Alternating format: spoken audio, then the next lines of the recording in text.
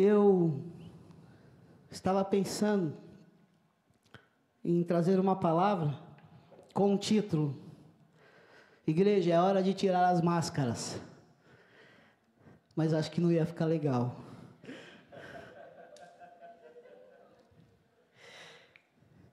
Então, quem sabe, fica para uma oportunidade em que, de fato,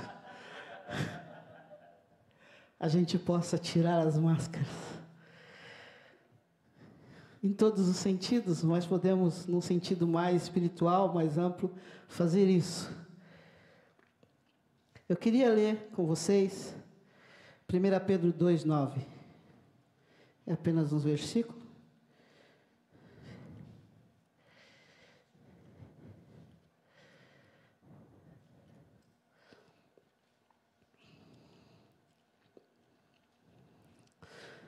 Pedro 2,9 diz assim: Vós, porém, sois raça eleita, sacerdócio real, nação santa, povo de propriedade exclusiva de Deus, a fim de proclamardes as virtudes daquele que vos chamou das trevas para a sua maravilhosa luz. Eu queria falar sobre a identidade da igreja. Identidade da igreja. Uma definição de identidade, o que seria identidade? É um conjunto de caracteres próprios, exclusivos de uma pessoa. Uma identidade pessoal. Consciência de que alguém tem de si mesmo. E eu queria que vocês gravassem isso. É uma consciência que a pessoa tem de si mesmo. Ela sabe quem ela é. A identidade envolve o individual e o coletivo. E eu vou dizer por que envolve coletivo, porque queremos falar de igreja, que fala da comunidade, daquilo que nós somos, juntos. Mas a identidade, ela entra em muitas áreas, em muitos aspectos da vida das pessoas. Existe, por exemplo, a identidade cultural. A identidade cultural é o conjunto de características de um povo oriundos da interação entre os seus membros, da sociedade e da forma como eles interagem no mundo. É uma identidade cultural, a identidade cultural ela é carregada de tradições, de música, de culinária, da forma de se vestir, de falar, entre outras coisas.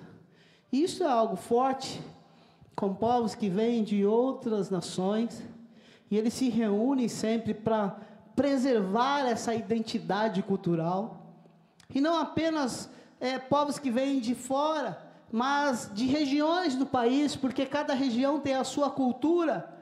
Você tem grupos que se reúnem, às vezes, para preservar uma cultura. Você vê, por exemplo, alguns gaúchos que se reúnem para tomar chimarrão, que é algo cultural, que faz parte da cultura deles. Então, eles lutam para preservar essa cultura. Algumas famílias, elas têm também a sua cultura familiar, e ao longo dos anos elas trabalham e cultivam, e lutam para preservar aquilo. Existe também uma identidade visual. Identidade visual é uma representação gráfica que caracteriza uma empresa ou um produto. O Netinho vai gostar desse negócio, ele deve entender muito disso. Identidade visual é um símbolo gráfico que leva ao mercado a divulgação de uma marca com o objetivo de criar uma identidade. Quando visualizada, remete imediatamente ao produto. Vocês querem ver um exemplo? Aqueles que são pais, com crianças pequenas, que nem sabem ler. Está indo numa pista de carro, de repente ela olha um outdoor, apenas um M bem grande, amarelo. Ela não sabe ler, não está nada escrito. Ela vai falar assim: mãe, McLanche Feliz. McDonald's. Isso é identidade visual. Existe também a identidade social. é o elemento que facilita o reconhecimento de uma pessoa no âmbito social. Isso está mais ligado às questões profissionais e a grupos tribais, assim, as tribos que se reúnem em determinados tempos, em determinados momentos. Alguns profissionais conhecem o outro profissional da mesma área só pela forma de conversar, a forma de agir, de se portar, de se comportar em determinados locais. Isso é uma identidade social. Estes grupos, eles lutam para manter a identidade. Lutam para manter a identidade. Eles veem a identidade como algo importante. A identidade, de fato, ela é importante. E quando nós trazemos para o campo espiritual, e quando nós começamos a pensar acerca da igreja, que somos nós, e ficamos pensando, a igreja, ela possui uma identidade? A igreja, ela possui uma identidade? Quais são as marcas da identidade da igreja, se ela possui uma identidade? Bom, a resposta é sim, a igreja possui uma identidade. Porque a igreja é um organismo vivo, composta de pessoas que foram compradas pelo mesmo sangue, o de Cristo. Deus criou o homem à sua imagem e semelhança. O pecado desfigurou essa imagem. O pecado atingiu todo o nosso ser, corpo, alma, espírito, tudo. Este homem criado por Deus, mas caído em pecado, é restaurado. E esta restauração é divina, vem do Pai, não tem a ver conosco. Ele amou e enviou o seu único filho, Jesus, a imagem expressa de Deus. Nele, a palavra de Deus diz que nele, em Cristo Jesus, habita corporalmente toda a plenitude da divindade. Então, em Cristo, nós temos perdão, nós temos restauração, nós temos redenção e tantas outras coisas. E por meio da fé, nós somos salvos e nos tornamos filhos de Deus, herdeiros e co-herdeiros com Cristo. A imagem de Deus, criada e deformada pelo pecado, é restaurada em Cristo. Em Cristo nós temos uma identidade. Em Cristo, eu e você temos uma identidade. Uma parte da definição de identidade que dei logo no começo dessa mensagem diz que é a consciência que alguém tem de si mesmo. Que é a consciência que alguém tem de si mesmo. E uma vez em Cristo, nós somos bombardeados pela palavra de Deus, se a lemos, se a estudamos, para entendermos quem nós somos em Cristo Jesus. E penso que um dos esforços do diabo é fazer com que a gente não entenda isso, ou que não acredite nisso, porque o inimigo quer destruir a nossa identidade. Não apenas a nossa identidade pessoal, mas a nossa identidade como igreja. Por isso você vê muitas igrejas indo por caminhos totalmente tortuosos que não representam a identidade da igreja de Jesus. Se o inimigo não trabalha dessa forma, pense comigo. Jesus foi batizado e depois foi para o deserto. Mas antes de ir para o deserto, ele saiu das águas e o Pai declara lá do alto: este é o meu filho amado. Este é o meu filho. A identidade de Jesus foi revelada ali pelo próprio Pai. Jesus vai para o deserto e o diabo entra em ação, dizendo: se tu és o Filho de Deus, faça isso. Se tu és o Filho de Deus, faça aquilo. O que o diabo está querendo fazer é destruir na vida de Jesus aquilo que o Pai tinha declarado a respeito dele. Se tu és o Filho de Deus, é quase como dizendo: será que realmente você é quem você diz que é? Jesus ali, já há algum tempo, sem comer, sem beber, Agora a pergunta que eu faço é que, se o diabo disse para o Filho de Deus, se tu és o Filho de Deus, o que ele vai dizer para nós? Ele vai dizer: Jadson, você não é. Cristiano, você não é aquilo que Deus diz que você é. Então, a nossa imagem é atacada ferozmente pelo inimigo. Mas em nome de Jesus, nós queremos declarar que nós somos aquilo que Deus diz que somos. E que nós caminhamos pela palavra do Senhor. Nós estamos vivendo um tempo onde esta identidade está sendo minada pelas circunstâncias. As pessoas estão perdendo a consciência daquilo que elas são e de quem elas são.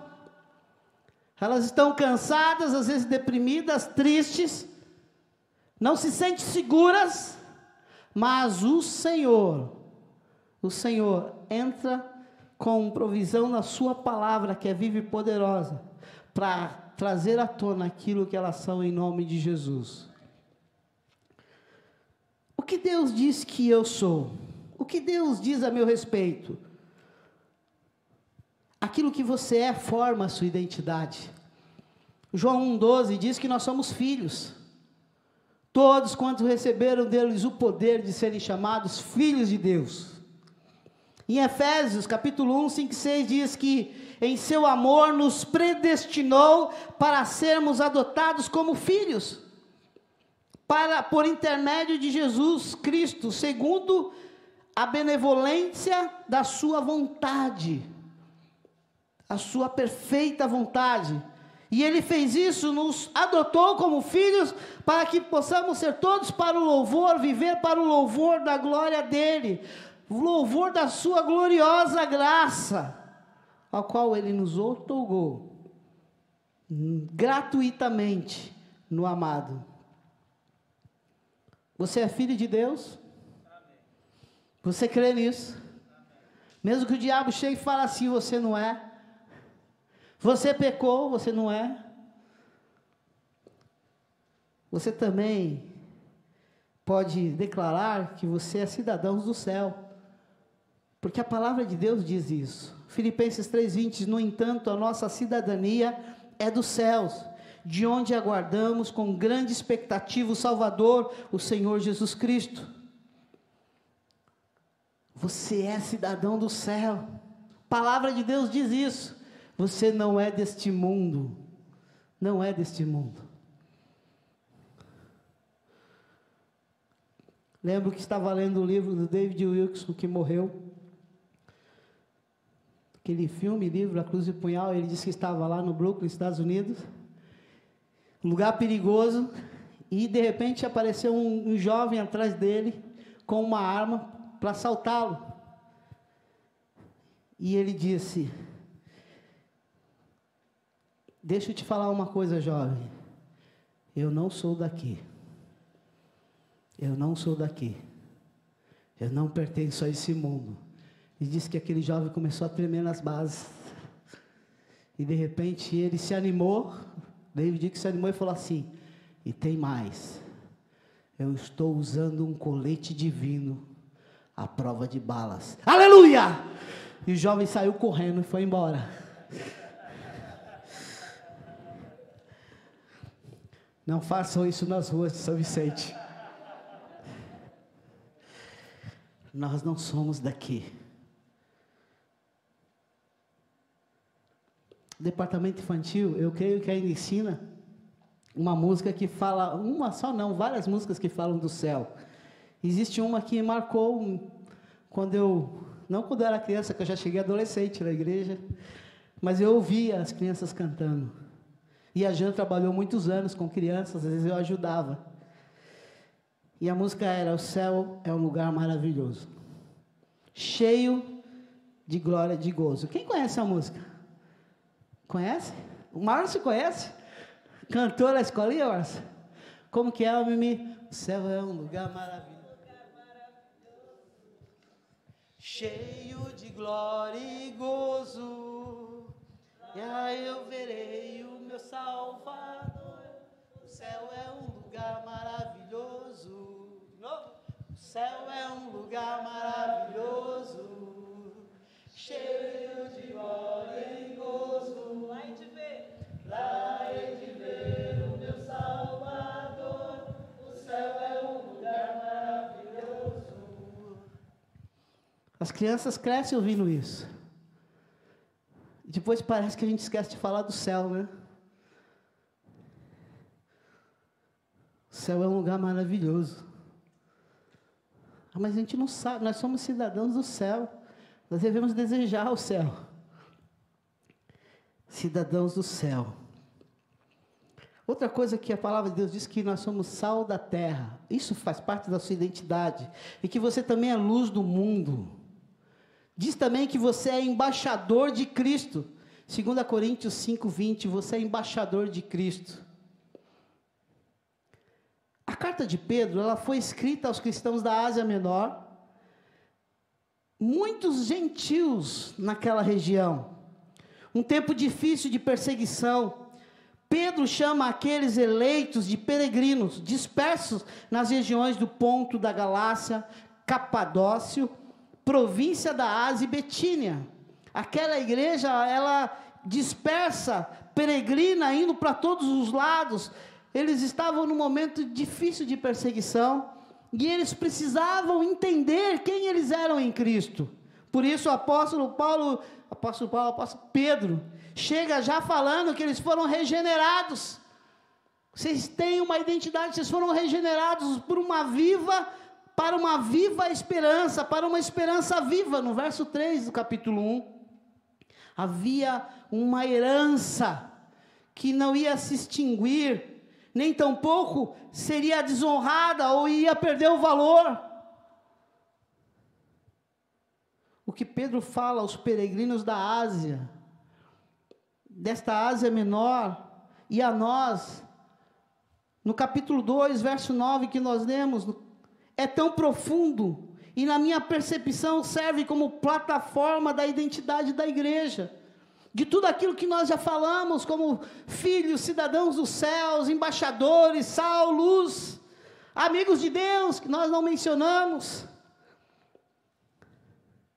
Se a igreja tivesse um documento de identificação, eu creio que lá estaria escrito: raça eleita, sacerdote real, nação santa, propriedade exclusiva de Deus.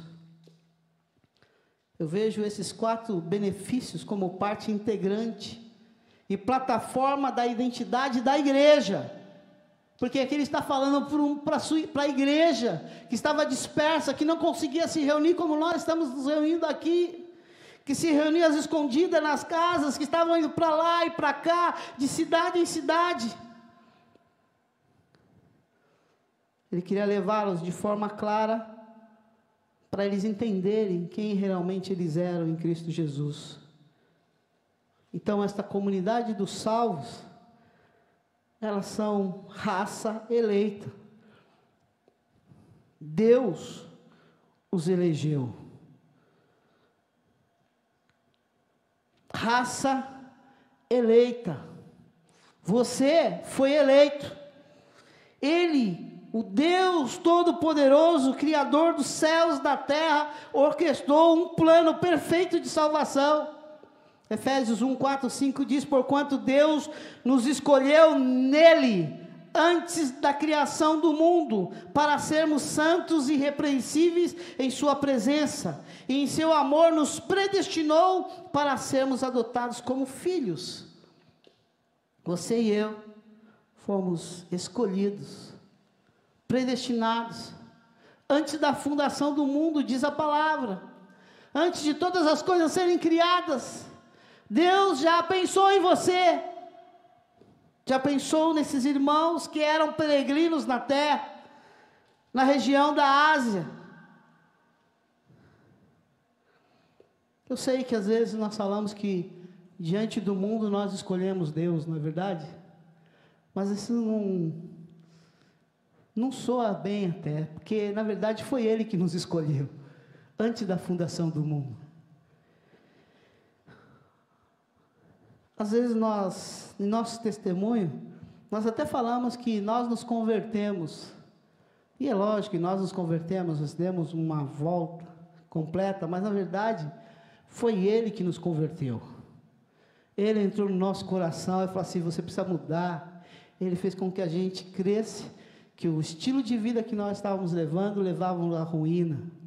Ele convence o homem do pecado, da justiça e do juízo. Às vezes nós falamos: eu estava indo por um caminho tortuoso e eu achei Jesus. Jesus não estava perdido. Quem estava perdido éramos nós. Você não achou ninguém, você foi achado. Nós somos achados por Jesus. Ele foi nos buscar, Ele foi nos atrair. Nós não estávamos indo para o abismo e de repente lá encontramos Jesus indo para o abismo. Não, Ele foi lá para nos levar, para nos arrancar daquele abismo. Nós não estávamos em trevas e de repente encontramos Jesus. Jesus foi lá para nos arrancar, nos tirar das trevas. Ele nos buscou, Ele nos atraiu. Em Lucas 19 fala de Zaqueu. Zaqueu, ele teve uma experiência com Jesus. E lá no final daquela experiência, Jesus faz uma declaração muito importante, porque Jesus fala: porquanto o Filho do Homem, porque Zaqueu se converteu.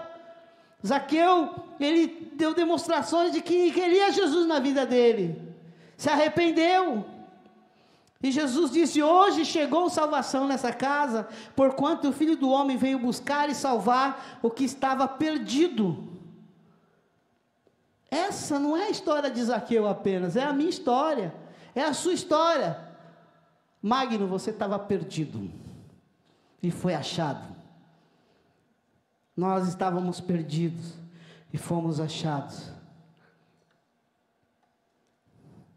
Somos raça eleita, por isso somos filhos, e tudo aquilo que a palavra de Deus diz que somos, porque o Senhor sonhou conosco, nos elegeu antes da fundação do mundo. Essa é a nossa identidade.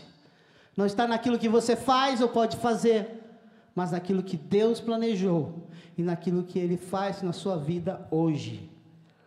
Segundo, sacerdotes reais, sacerdote real.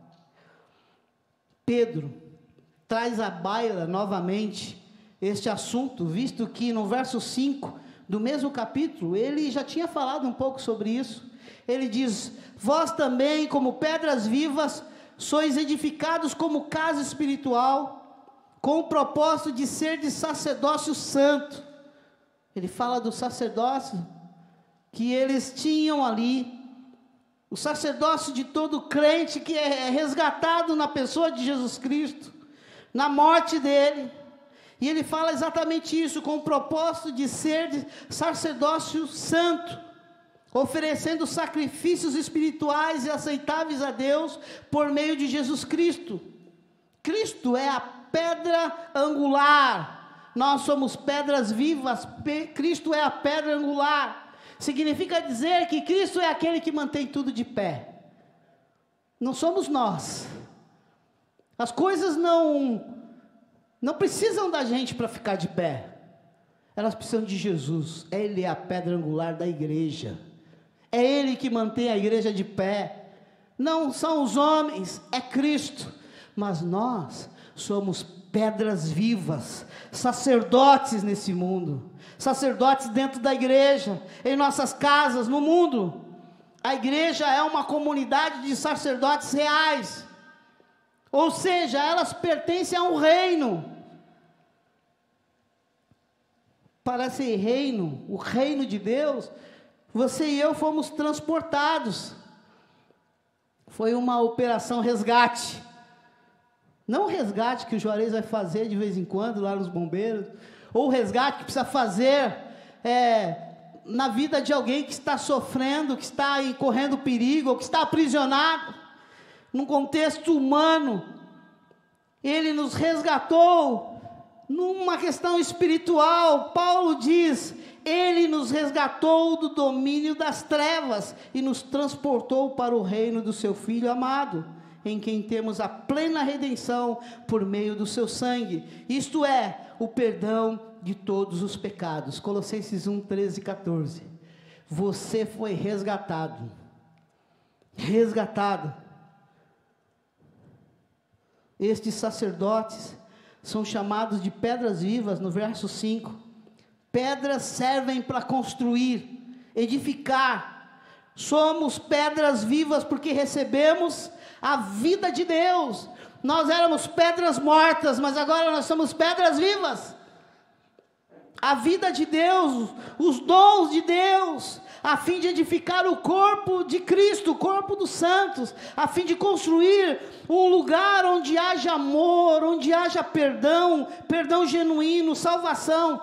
Pedras vivas que estão se movimentando, são os sacerdotes do reino, em constante movimento, e nesse movimento, o corpo de Cristo vai crescendo, enquanto nós nos movemos como pedras vivas, tendo a pedra angular, que mantém tudo de pé. Somos os sacerdotes reais, que ajudam no crescimento do corpo, no avanço do reino. Esta é a nossa identidade. Aonde nós estivermos, nós somos essas pedras vivas que estão edificando o corpo de Cristo. Agora, existe uma outra faceta dessa identidade de sacerdote que podemos deixar de lado, que é a sala do trono, o santo dos santos, o lugar secreto, a presença do Pai, como você quiser chamar. Quando Jesus morreu, o véu foi rasgado, o santo dos santos ficou exposto. Naquele lugar, apenas o sumo sacerdote poderia entrar uma vez por ano, mas Jesus Cristo, sem pecado algum, o Cordeiro de Deus, que tira o pecado do mundo, mencionado por João Batista, ofereceu a sua vida por nós, para dar à sua igreja uma identidade. Vocês são sacerdotes real, entrem na sala do trono e tenham um relacionamento com o Pai. Vocês não precisam de intermediário, você pertence ao Rei dos Reis, Ele está contigo, o trono está exposto, vá até Ele. Às vezes nós queremos fazer, e que bom que a gente quer fazer e façamos a obra de Deus, mas não podemos deixar de ir à sala do trono, confiante. Hebreus 4,14 diz: portanto, visto que temos um grande sumo sacerdote, que adentrou os céus, Jesus, o Filho de Deus, apeguemo-nos com toda a firmeza à fé que professamos. E no verso 16 ele diz: aproximemo-nos do trono de graça com toda a confiança.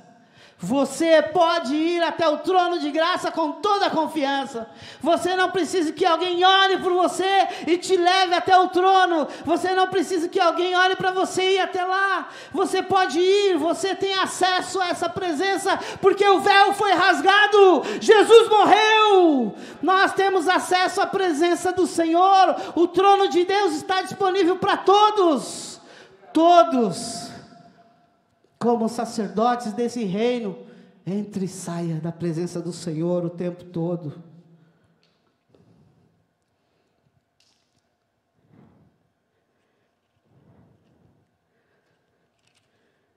A nossa identidade como filhos, embaixador de Cristo, está na liberdade para estar na presença do Pai. E o sacerdote real encontra na presença dele, preste atenção, o sacerdote real encontra na presença dele tudo que ele precisa, tudo, para exercer a sua função no corpo. Às vezes nós queremos fazer as coisas na nossa força, no nosso braço, mas é nele. Porque nós somos sacerdotes, temos acesso à presença, ao Santo dos Santos.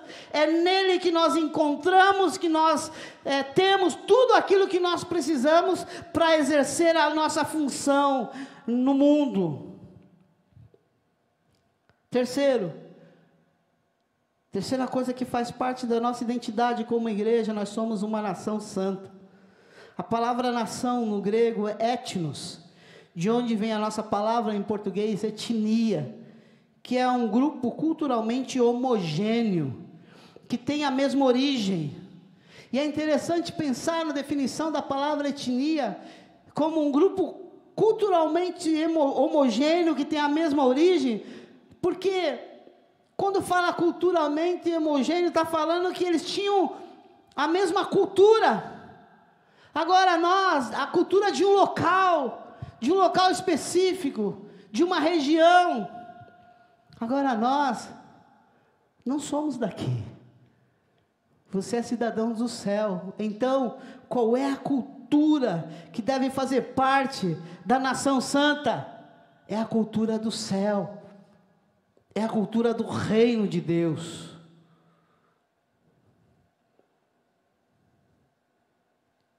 Etnia é um grupo que tem a mesma origem. Qual é a nossa origem? Qual é a nossa origem como igreja? Ele nos elegeu antes da fundação do mundo. A nossa origem está em Ele nos elegeu antes da fundação do mundo. A nossa origem está em Deus, o Criador dos céus e da terra, que antes de criar tudo isso aqui, nos elegeu. Como nação santa, fomos chamados para viver para a glória de Deus.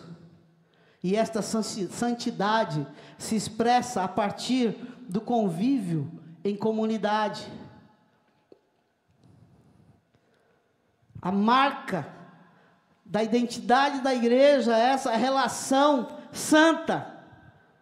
A salvação pela graça nos leva a um amor dedicado, santidade moral e espiritual. Nós somos uma etnia chamados para andar na luz, juntos. Em 1 João 1,7 diz: se no entanto andarmos na luz, como Ele na luz está, temos comunhão uns com os outros, e o sangue de Jesus, seu Filho, nos purifica de todo pecado. Nação santa. Você também é. Quarto ponto. E isso faz parte da sua identidade. Propriedade exclusiva de Deus. Propriedade exclusiva de Deus. A nossa glória está em pertencermos exclusivamente a Deus. É a identidade daquele que pertence ao Criador.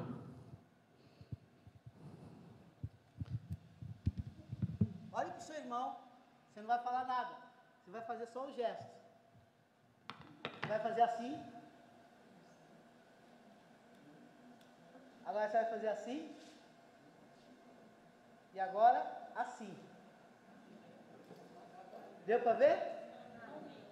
Assim. Assim. E assim. Aprendi hoje. Você tem dono. Você tem dono. E aí, Ana? Mais ou menos, né? Valeu, tá bom. Você tem dono. Você é propriedade exclusiva de Deus. Você tem dono. Por isso nós podemos declarar como salmista, no verso 32, tu és o lugar onde eu me escondo. Tu me preservas da angústia. Tu me cinges de alegres cantos de livramento. Eu tenho dono. Eu pertenço ao Senhor, eu sou propriedade do Senhor. Colossenses 3, 2 e 3 diz: pensai nos objetivos do alto e não nas coisas terrenas, pois morrestes e a vossa vida está escondida com Cristo em Deus. Eu, você, nós pertencemos a Cristo e a igreja pertence a Cristo. Cristo é o dono da igreja.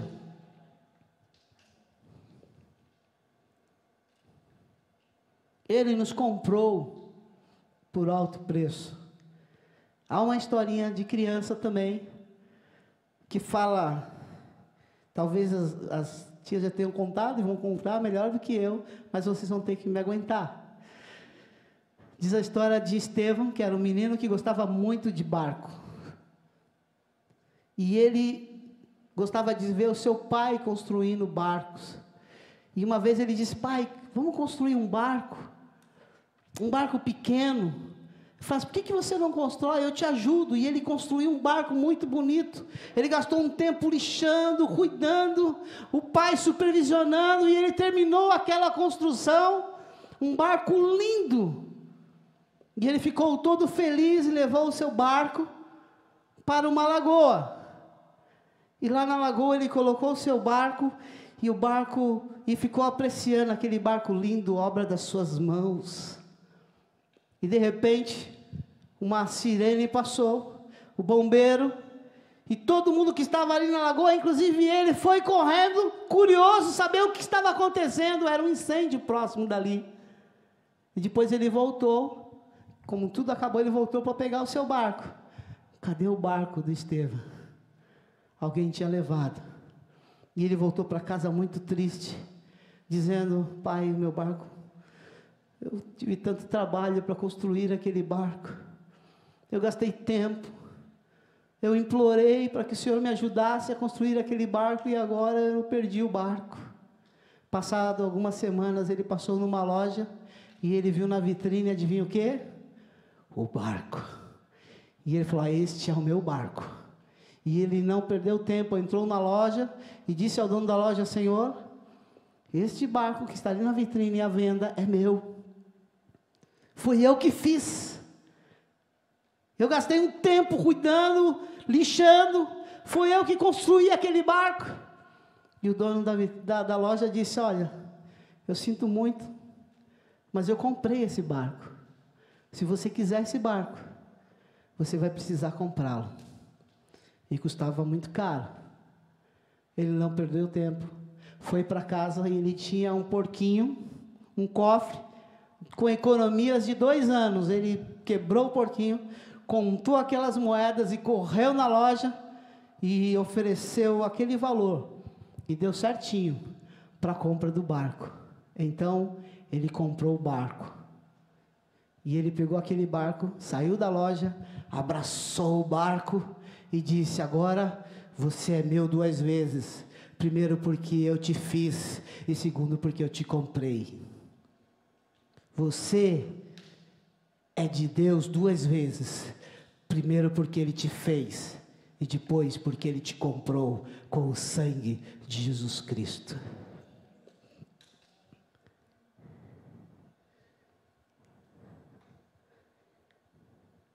A igreja pertence a Cristo. Nós somos o corpo de Cristo. Ele é o cabeça, Ele é o dono. Nós fomos selados com o Espírito Santo. Em Efésios 1:13 diz que Ele, o Espírito Santo, é a garantia da nossa herança para a redenção da propriedade. Você é propriedade de Deus, você foi selado com o Espírito Santo, Ele habita em você, e quando Jesus voltar, você está selado para ir com Ele, a noiva, a igreja. A sua segurança, presta atenção, a sua segurança não está na sua capacidade de segurar Deus, mas no poder que Ele tem de te segurar.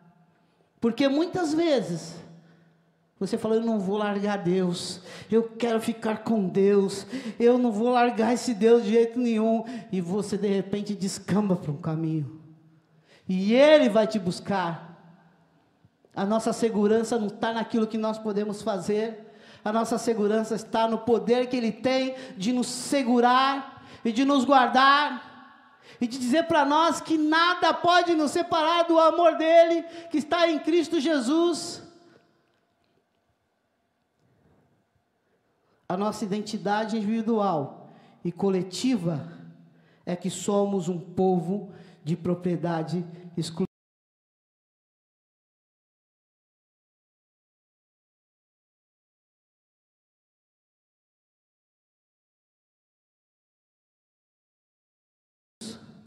Para que temos toda esta identidade? A palavra de Deus diz que o Pai nos abençoou com todas as bênçãos celestiais em Cristo. E eu creio nisso. Para quê?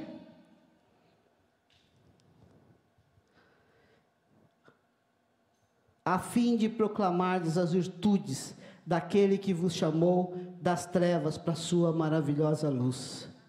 O objetivo de você ser o que você é para que eu e você, para que nós, igreja, proclamemos a glória do Senhor, proclamamos as virtudes daquele que nos chamou das trevas para a sua maravilhosa luz. Aquilo que nós somos, nossa identidade, tem que proclamar as grandezas de Deus. Se você é filho, seja um pacificador, porque os pacificadores serão reconhecidos como filhos de Deus. Se você é amigo de Deus, cumpra as suas ordens, porque aquele que é amigo do Senhor faz aquilo que Ele manda. Se você é embaixador de Cristo, seja de fato aquele que leva a mensagem da reconciliação, aquele que leva uma mensagem de reconciliação, que leva uma mensagem dizendo: olha, reconcilie-se com Deus, reconcilie-se com o Senhor. Se você é luz, brilhe. Se você é sal, dê sabor. Se você é cidadão do céu, pense nas coisas do alto, viva a cultura do reino. Nós precisamos viver naquilo que somos para proclamar as virtudes de Jesus, as virtudes daquele que nos chamou para a sua glória. O senso de propósito faz parte daquele que entende a identidade em Cristo Jesus. Quando você tem esse senso de propósito, tudo aquilo que você é começa a fazer sentido, porque eu não sou para curtição própria, eu sou para viver para a glória de Deus, para ministrar na igreja, fora da igreja, para ser pedra viva, para ajudar a construir, edificar, para fazer a minha parte. E a justa operação de cada parte faz o aumento do corpo. Aquilo que nós somos, a nossa identidade, tem que proclamar as grandezas de Deus. Não adianta bater no peito e dizer: eu sou nação santa, eu sou o sacerdócio real, eu sou o povo, propriedade exclusiva de Deus. Não adianta declarar se nós não proclamamos a grandeza de Deus diante daquilo que nós somos. Porque se nós não fazemos isso, nós não somos nada. Nós somos religiosos que entendemos aquilo que a palavra de Deus está dizendo, mas que isso não é uma realidade espiritual nas nossas vidas. O clímax, o ápice daquilo que nós somos é o proclamar as grandezas de Jesus, é levar a mensagem, é impactar a cidade, é ir pelos caminhos, aonde você estiver, na sua casa, e declarar que Jesus Cristo é o Senhor e que Ele pode mudar a vida das pessoas, porque mudou a sua e mudou a minha. Isto é guerra. Salmo 60. Nós temos um contexto de uma oração de Davi em tempos de guerra. E ele fala uma série de coisas aqui, mas ele reconhece que é Deus que dá a vitória para ele. Diante das guerras, a guerra contra outros povos. Essa guerra que nós vivemos hoje não tem a ver com esse tipo de guerra. Mas Jesus nos colocou numa guerra.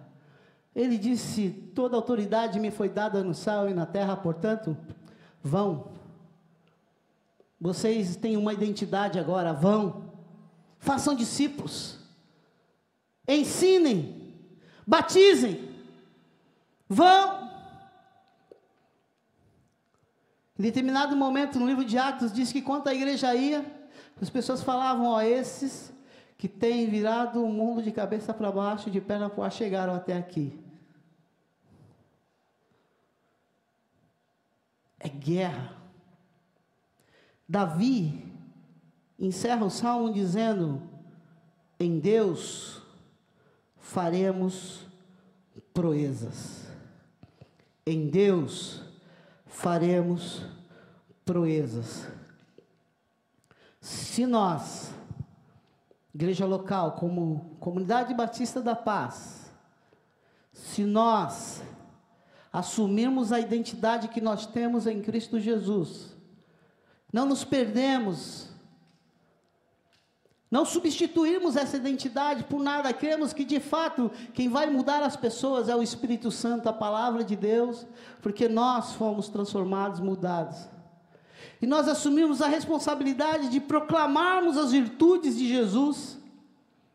Nós podemos declarar como Davi, em Deus nós faremos proezas. Em Deus nós faremos proezas. Vocês viram o Henrique e a Marli falando, o Jadson orando, falando, aquilo que eu falei aqui, a carta que o Vitor leu, as coisas que Deus já fez, mas existe ainda muito mais a ser feito.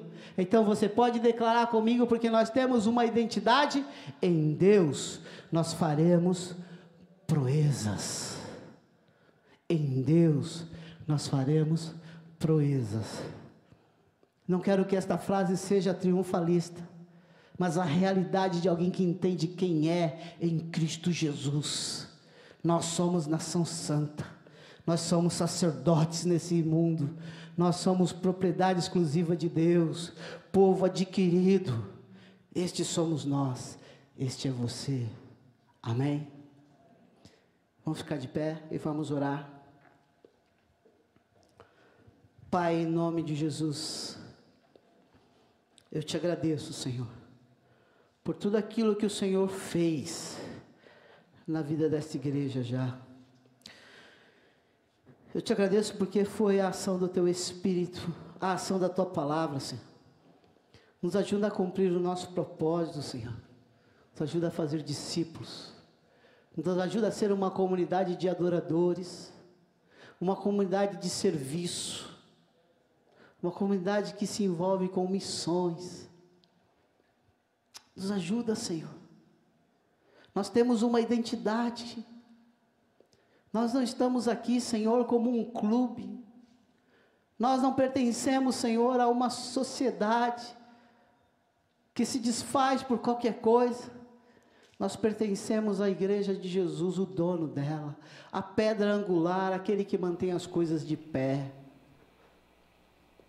Então nós pedimos que o Senhor nos fortaleça e nos ajude a sermos igreja vitoriosa, vibrante.